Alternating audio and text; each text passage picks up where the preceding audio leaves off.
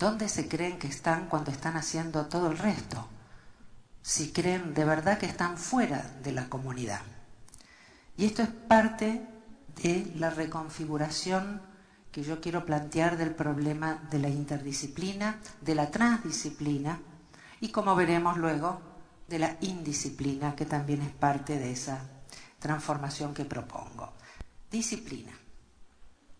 Capacidad del carácter para controlar los impulsos, en especial los que apartan de una meta ardua e inclinan a un goce inmediato. Régimen normativo de un grupo. Látigo de una o varias cuerdas utilizada para la mortificación. Empieza a sonar un poco feo, ¿no?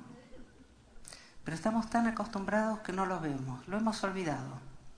Disciplinar, por si al verbo nos aportaba algo, y pone 3 sentidos diferentes de disciplinar, el diccionario de la Real Academia.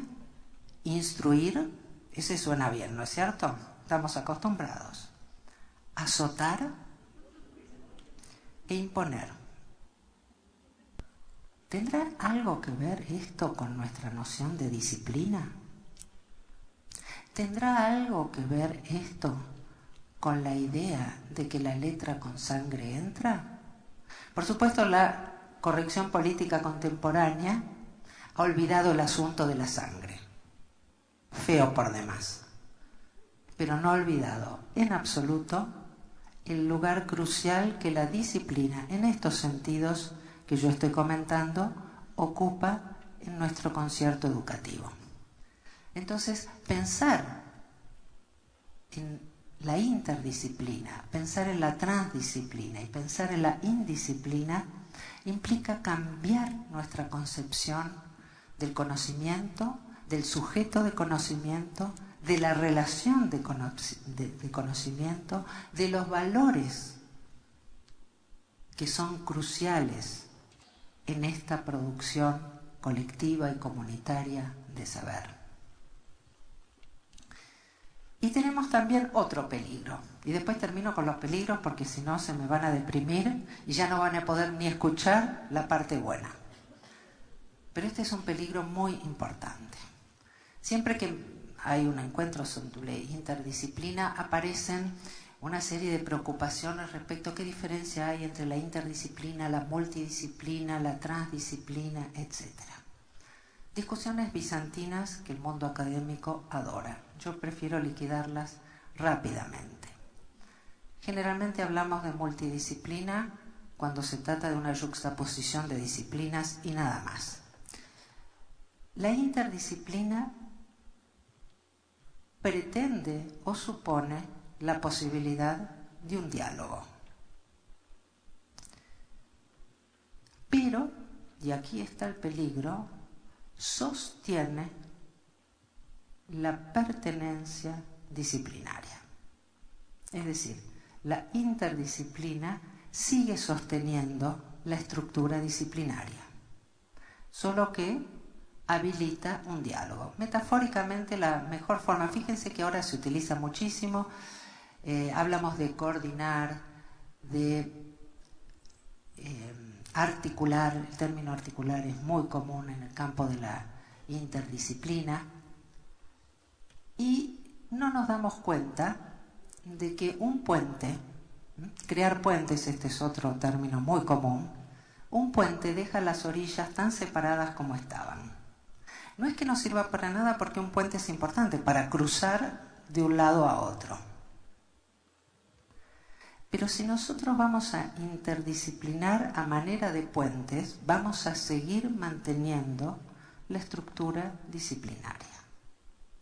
Y vamos a seguir manteniendo la concepción del mundo, del conocimiento, de la vida y del sujeto sobre la cual se construyó y que de una manera, yo creo que mejor que nadie, expresó una gran escritora que fue Mary Shelley.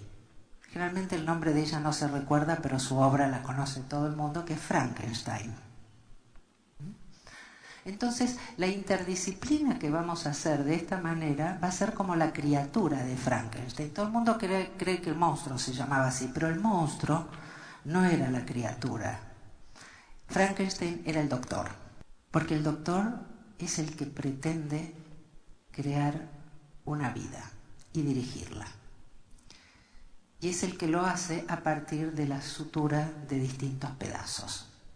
Y esto es el riesgo que podemos correr si nosotros hacemos una interdisciplina que mantenga cerradas las fronteras disciplinarias y establezca exclusivamente algunos puentes de cruce que nos permitan llevar de un lado a otro. Lo que en ningún caso quiere decir que esté mal construir puentes. Lo que uno no puede pretender de un puente es que una aquello que mantiene separado por su propia característica. Entonces, ¿qué es lo que nos puede aportar el pensamiento complejo, el pensamiento de redes dinámicas, para pensar el fenómeno de la interdisciplina de una manera más amplia, más rica, más potente, pero que también admite las tensiones, las dificultades que hay en el camino de esta transformación que de cualquier manera estamos viviendo? Porque esta es para mí una buena noticia, para algunos puede ser mala. No es que tenemos que, o hay que, o debemos trabajar interdisciplinariamente. Es que la característica del mundo en el que estamos viviendo nos va exigiendo día a día esta transformación. Esta transformación está ocurriendo.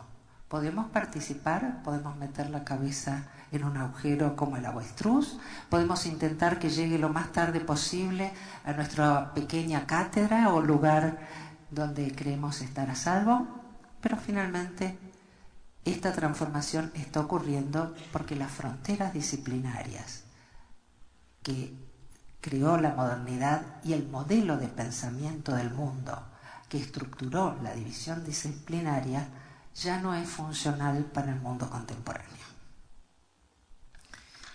Entonces, uno de los aspectos interesantes que quiero plantear, recién hablé de la complejidad y voy a hablar de su creador, que es Edgar Morin. Edgar Morin hizo una advertencia muy interesante, hablando de la transdisciplina. Él planteó que aún la modernidad tiene, aún esta división del mundo disciplinaria, tiene tras sí una matriz transdisciplinaria.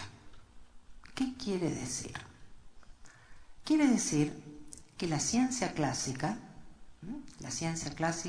o moderna, son dos términos que parecen no conjugar bien, pero hoy se utilizan como sinónimos, tenía y tiene, porque todavía muchos trabajan dentro de esos paradigmas, una concepción global, una cosmovisión. Y cuando digo cosmovisión son muy estrictas. La ciencia clásica imaginó un cosmos, y imaginó específicamente un cosmos mecánico. Quienes tengan el gusto de leer desde Descartes a Newton hasta todos los autores que hasta principios del siglo XX trabajaron a full dentro de los modelos de la ciencia clásica, encontrarán este hilo conductor, esta concepción común. Y esta concepción común, quiero aclarar un error muy importante que suelen cometer muchos autores, que es decir que la modernidad ha sido básicamente analítica, lo cual es efectivamente cierto. Pero ha sido analítica en el sentido de descomponer el mundo en unidades elementales, para luego componerlo en sistemas cerrados y mecánicos. La modernidad ha sido profundamente sistémica. Tenemos un sistema político, un sistema eléctrico, un sistema digestivo, un sistema nervioso, un aparato psíquico, horror, ¿no? Fíjense, cuando uno cambia de contexto, algo que los psicólogos dicen sin que se les caiga nada, como el aparato psíquico, cuando yo lo digo en este contexto, empieza a sonar bastante mal. Pero efectivamente el modelo del pensamiento del mecanicismo constituyó un mundo pensado en términos de sistemas mecánicos desacoplados entre sí, de tal manera que a los lingüistas les toca el lenguaje, a los antropólogos les toca el hombre extraño, el de otras culturas, ¿no? Como si ese hombre no tuviera nada que ver con el que le toca a los sociólogos, que desde luego poco tiene que ver con el que le toca a los psicólogos. Yo tuve la suerte, tengo 2 hijas, y no creo que sea un tema de género, aunque algo aporta, y las 2 son peores que yo, ¿no? La vida nos da siempre esas recompensas, y cuando querían elegir carreras se empezaban a preguntar. Y un día viene una y me dice: mamá, ¿me puedes explicar por qué antropología, psicología y sociología son carreras separadas? Algo en lo que yo nunca había pensado hasta ese momento. Y efectivamente, la modernidad, al construir una noción de hombre que separa radicalmente la racionalidad de la corporalidad, el afecto del pensamiento, la teoría de la praxis, divorcia al hombre occidental del resto de la humanidad y presupone que este hombre tiene una capacidad, a la que llamamos razón, de imponerse por sobre su naturaleza. Y de eso se trata precisamente la disciplina, de imponernos modelos ideales, a priori, estáticos, que si bien pueden ser imposibles de obtener, nos obligan a regimentarnos, a controlarnos y organizar nuestra experiencia como si fuera posible. Esos modelos, ese modelo que subtiende a toda la ciencia clásica, piensa el mundo en función de unidades independientes. En el campo de la psicología y de la educación, el término básico es individuo, y piensa que cada individuo es artífice de su destino. Uso las frases hechas de nuestra cultura porque esas son las que nos van embebiendo en este modo de construcción de sentido. La idea de un individuo que es artífice absoluto de su destino, por sí mismo. Y la idea de una comunidad que sería entonces únicamente una sociedad de individuos enlazadas por acuerdos externos. No en vano la modernidad se crea bajo la noción del contrato, el contrato social, y no bajo la noción de comunidad, donde lo común está antes y es independiente de esta pretendida división.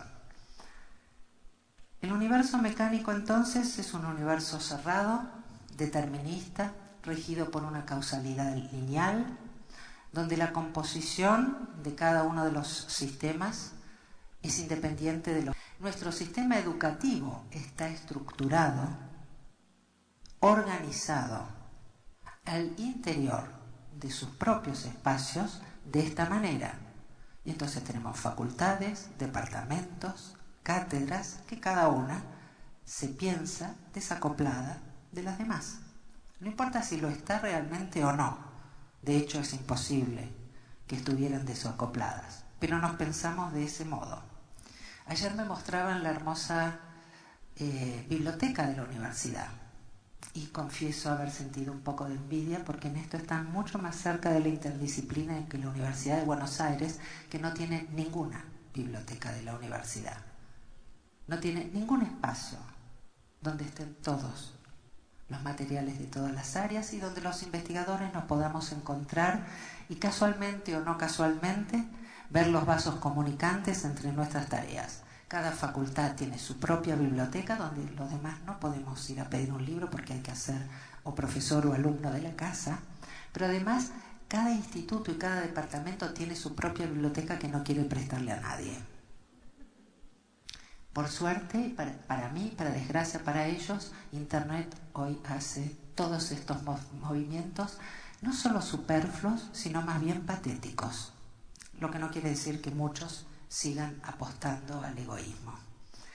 Entonces, quisiera plantear desde esta construcción del buen problema la cuestión de la interdisciplina tejida dentro de una matriz común a la que llamamos transdisciplina, dentro de una estética del conocimiento capaz de superar el enfoque estrecho del mecanicismo y que nos permita plantear el conocimiento fuera de los marcos del pensamiento de la disociación, la dicotomía, que a veces llega al punto de la esquizofrenia de nuestra cultura.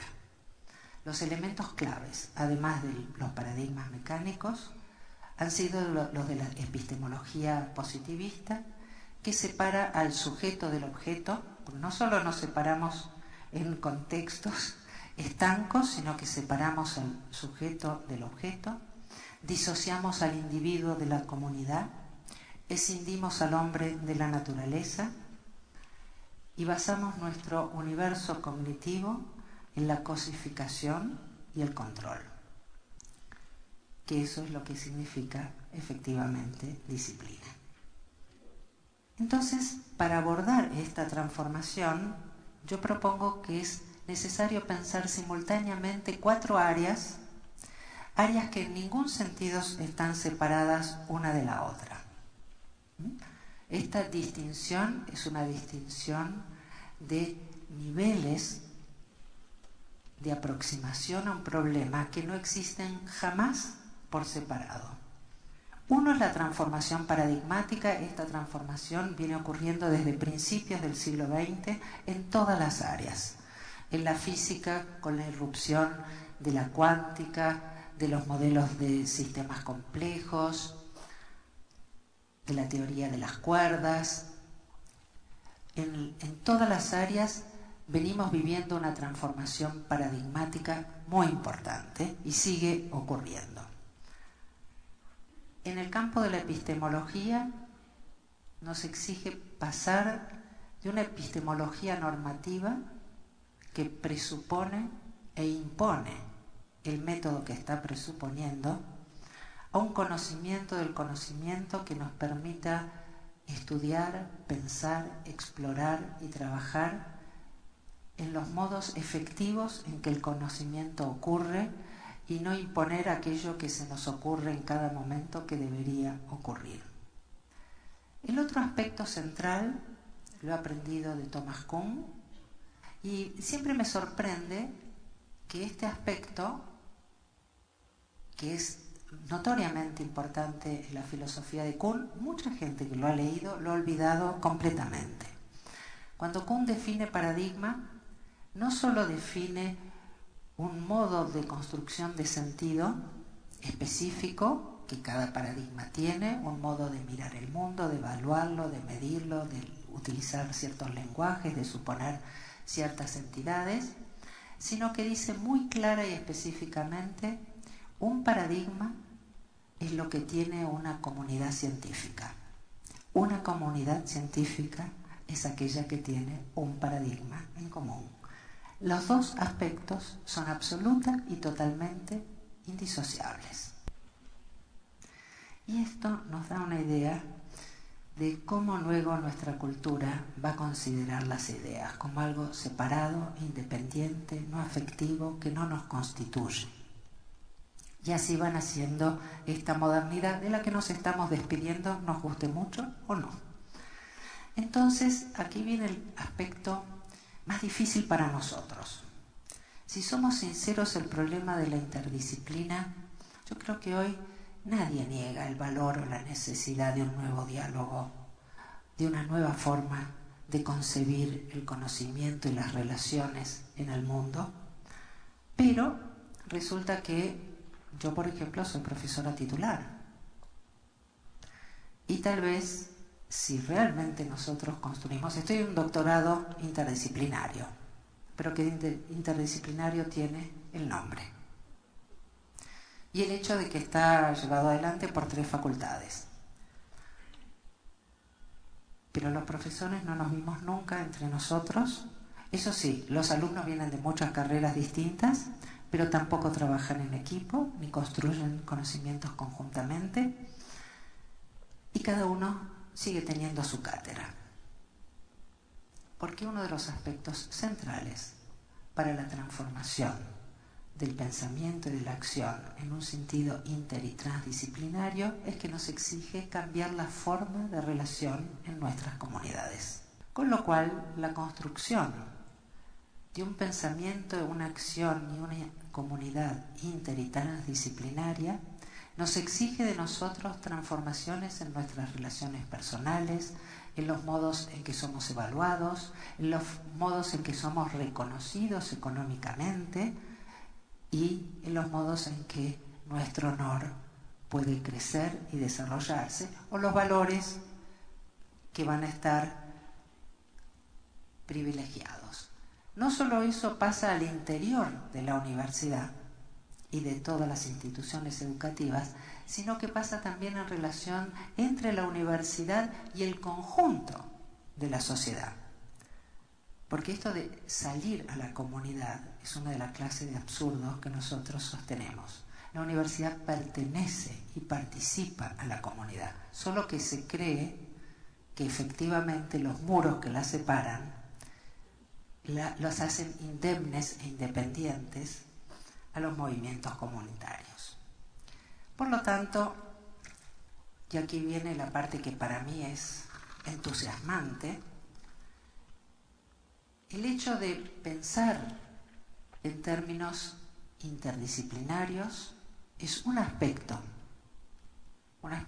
tal vez importante, pero que si no viene acompañado de una transformación en una nueva concepción transdisciplinaria del conocimiento, que piense en términos de sistemas complejos, abiertos, interactuantes, vitales, y no en términos de sistemas mecánicos, aislados y unidades independientes, nosotros tenemos el peligro de construir un nuevo Frankenstein. Por eso para mí la tarea de la inter y la transdisciplina es una tarea tanto cognitiva como afectiva, ética y política. Y en ese sentido es que tenemos que afrontar el desafío. En cambio, el punto de partida de la complejidad es la interdependencia de todo lo que existe. Es el intercambio. Por eso es una concepción vital, porque la vida, la característica central de la vida, de toda forma de vida, es el intercambio. Y por eso no hay ningún tipo de unidad independiente, ni sistema aislado, ni cerrado. La vida, en este sentido, todo en la vida, dice un filósofo que adoro, toda la vida son encuentros. En este sentido, nada más distante a la opción sartreana del infierno son los otros. Desde la perspectiva de la complejidad, los otros no solo no son el infierno, sino, como decía uno de mis poetas más queridos, que es Octavio Paz, son los otros los que me dan plena existencia. No existo yo sin otros. Y es la interdependencia la que nos permite pensar al mismo tiempo una unidad que reconozca y valore la diversidad. Entonces, no se trata solo de una nueva transdisciplina, sino de qué transdisciplina, de qué mirada del mundo, de qué concepción de nosotros mismos vamos a privilegiar y de qué concepción de los otros vamos a tener en función de cómo concibamos nuestra pertenencia a un universo común. Y no como piensa Monod, que salió nuestro número en la ruleta y que se trata solamente, dice, el universo sordo a nuestras preocupaciones o a nuestras delicias. En esta perspectiva de la complejidad del universo es lo que hacemos todos en nuestros intercambios diarios.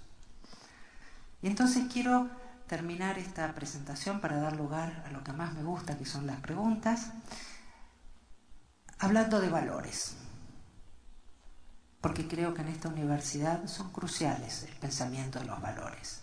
La concepción mecánica y disciplinaria del conocimiento pretende construir un conocimiento neutral y ser no valorativa, porque describe un mundo como si nosotros no fuéramos los que estuviéramos construyendo esa descripción. Pretende describirlo objetivamente, es decir, desde afuera. Pero en los hechos, la construcción mecanicista tiene en sí misma los valores que defiende. Estos valores son los de la precisión, la exactitud, la eficiencia, la disciplina, la regularidad y el control. ¿Qué valores estarían privilegiados en una perspectiva compleja que haga del pensamiento un encuentro y que conciba la enorme diversidad del universo dentro de una unidad común de producción eternamente cambiante? Los valores son los de la empatía, la sinergia, la eficacia, la exploración, la alegría y un término completamente ausente en el universo del positivismo, que es el amor. Porque solo el amor va a permitir la construcción de una perspectiva dialógica en donde el otro sea un legítimo otro en la convivencia y donde podamos realmente trabajar sabiendo que el diálogo no tiene garantías, sabiendo que el diálogo no puede partir de certezas. Si uno tiene certezas, no dialoga. De hecho, nuestro sistema argumental y los términos que utilizamos para los encuentros de pensamiento, hablamos de debate, que es un término bélico, hablamos de polémica, Polemos era el dios de la guerra, pocos se acuerdan, y hablamos de convencer, que implica vencer. Dialogar implica todo otro modo de construcción de sentido de unos y otros, donde hay legitimidad y pertenencia común, pero también hay tensión y diversidad, simultáneamente. Y es de esta tensión y diversidad, voy a terminar citando a una querida alumna.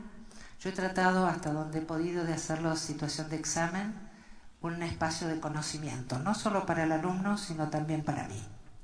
Y esta alumna me regaló esta frase con la que quiero ir terminando, porque voy a terminar con una de Saramago.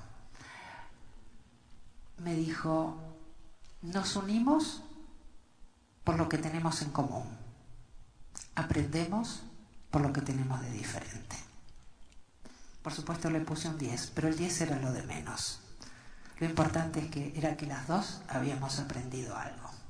Y voy a terminar con una cita de Saramago, que también acabo de recibir ayer, un trabajo de una alumna en una especialización de trabajo social, y empezó su trabajo con esta cita de Saramago, y para mí no solo también la aprobé con 10, sino que le agradecí su regalo, que era la reflexión sobre esta maravillosa cita que lamentablemente no puedo compartir ahora. Dice: yo empecé citando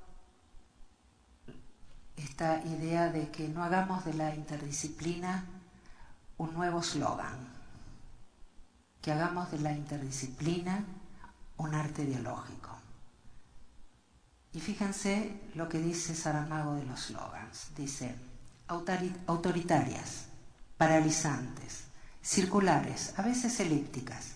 Las frases de efecto, también jocosamente llamadas pepitas de oro, son una plaga maligna de las peores que pueden asolar al mundo.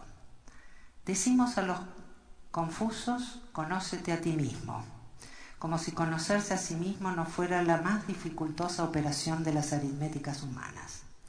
Decimos a los abúlicos: querer es poder, como si las realidades atroces del mundo no se divirtiesen invirtiendo todos los días la posición relativa de los verbos.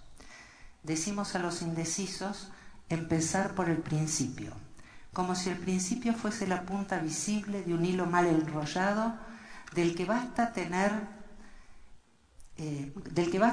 y seguir tirando para llegar a la otra punta, la que al final, y como entre la primera y la segunda hubiésemos tenido en la mano un hilo liso y continuo que no ha sido preciso deshacer nudos ni desentrañar marañas, cosa imposible en la vida de los ovillos. Y, si otra frase de efecto es permitida, en los ovillos de la vida. Trabajar en el arte dialógico, construir una perspectiva del universo diverso, entramada, vital, afectiva y cognitivamente significativa, nos obliga a jugar con la maraña de la vida. No sabemos cuál es el comienzo y no tenemos la menor idea de cuál será el final. Pero sabemos que la apuesta vale la pena porque los valores de la sinergia, el encuentro, la colaboración, el trabajo conjunto, la legitimidad de unos y otros en el encuentro no son una meta a alcanzar, sino precisamente esa ética estética que constituye el punto de partida para construir otros sentidos. Muchas gracias.